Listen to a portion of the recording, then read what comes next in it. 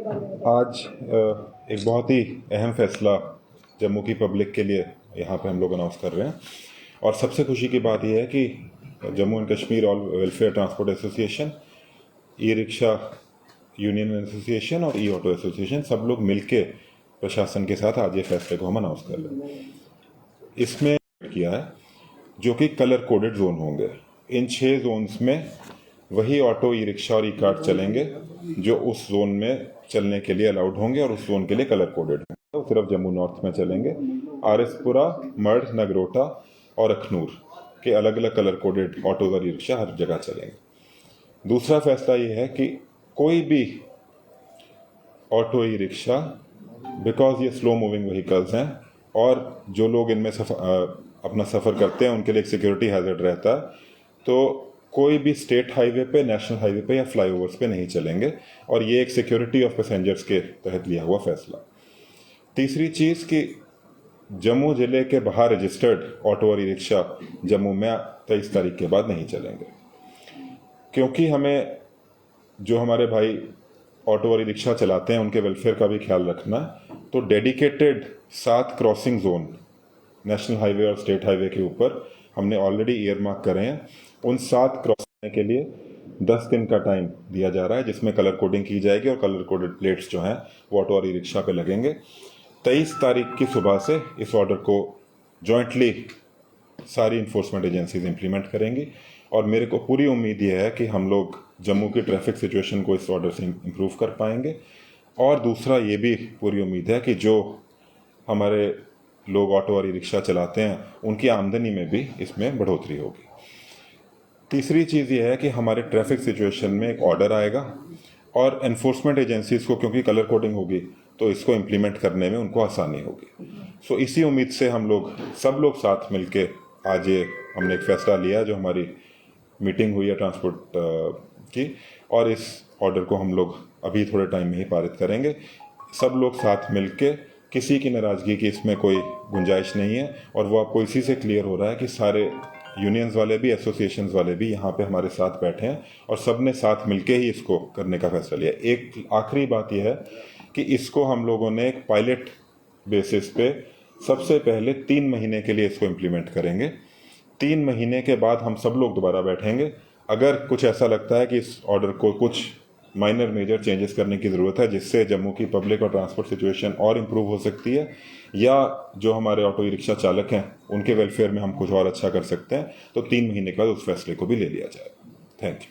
Sir, ये एक सवाल है कि जिस तरह से पैसेंजर सेट बनाए गए हैं, जहाँ पे स्टैंड बने हुए हैं, लेकिन वहाँ पे कोई जो है नहीं रुकता और लाखों रुपये खर्च करके पैसेंजर सेट बनाया गया, वो ऐसे ही भिखारियों के लिए इस्तेमाल किए जाते हैं।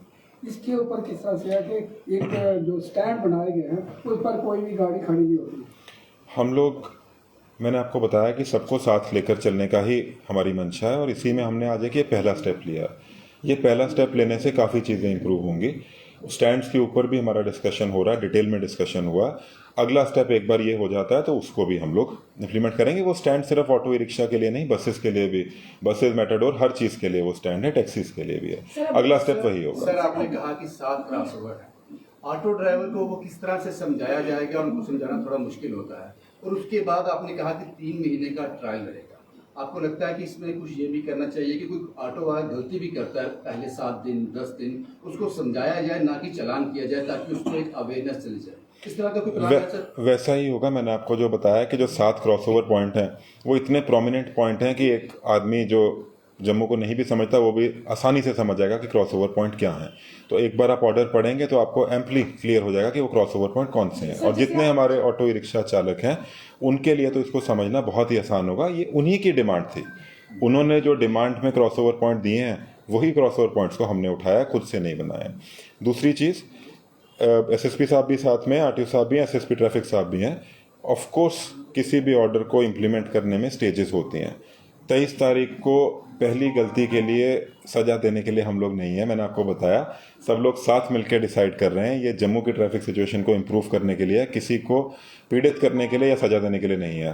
तो इसका इम्प्लीमेंटेशन एक फेज्ड मैनर में करेंगे ज़रूर, बट पहले गाइड किया जाएगा, कोई बार बार गलती करता है तो ऑब्वियसली चालान दिखेगा। सर आपने बोला कि आउटसाइड जम्मू जिले से अगर कोई भी आता है उन्हें आने की अनुमति नहीं होगी, अगर कोई इसका वायलेशन करता है उसके लिए क्या फाइन या कोई इस तरह की कोई प्रोविजन? कोई, मैंने आपको बताया कि जम्मू जिले के बाहर का ऑटो या रिक्शा यहाँ पे नहीं चलेगा। कोई चलाने की कोशिश करता है तो उसको इम्पाउंड करके जम्मू जिले के बाहर छोड़ के आया जाएगा। सर ये ऑटोज जो चल रहे हैं उनमें जो ग्रीन नंबर प्लेट लगाई गई, सर मैक्सिमम केसेस में पता चला है कि वो जो सीसीटीवी कैमरास लगे उसमें ट्रेसेबल नहीं है, वो कलर डिटेक्शन में प्रॉब्लम आ रही है। रिसेंटली कुछ चोरियां हुई हैं जो ज्वेलरी शॉप्स में हुई है जिसमें वो नंबर जो है उस कलर की वजह से जो है वो ट्रेसेबल नहीं हो पा रहा है, बड़ा मुश्किल हो रही है। तो सर इसको भी चेंज, क्योंकि जो भी कलर कोडिंग ला रहे हैं आप तो उसमें दिक्कत नहीं होगी? इसमें हमारा डिटेल में डिस्कशन हुआ है एसएसपी ट्रैफिक फारूक साहब से भी और आरटीओ साहब से भी।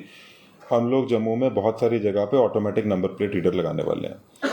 जो आप पॉइंट बता रहे हो वो बिल्कुल वैलिड है और इसी के डिस्कशन के तहत हमने कुछ पॉइंट्स ऐसे जम्मू शहर में काफ़ी 100 से ऊपर ऐसे पॉइंट डिटेक्ट किए हैं जहाँ पे ऑटोमेटिक नंबर प्लेट रीडर लगेंगे, उसमें डिटेक्शन का कोई इशू नहीं आएगा।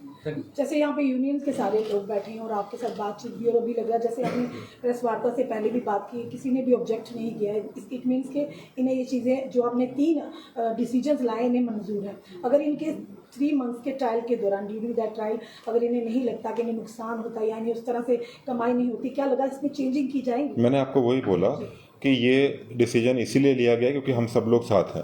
अगर इसमें कोई भी पार्टी पीड़ित हो तो ऐसा कोई फैसला करने का प्रशासन की कोई मंशा नहीं है और 3 महीने के बाद हम लोग दोबारा बैठेंगे। पूरी उम्मीद ये है कि इसमें हम सबका फ़ायदा ही होगा, जम्मू शहर का फ़ायदा होगा, एसोसिएशन वालों का फ़ायदा होगा, जो चालक है उनका फ़ायदा होगा। और अगर फिर भी कोई चेंज चाहिए होगी तो ज़रूर की जाएगी। हम लोग उनके सर्विस के लिए, वेलफेयर के लिए ही यहाँ पे बैठे हैं। Sir SSP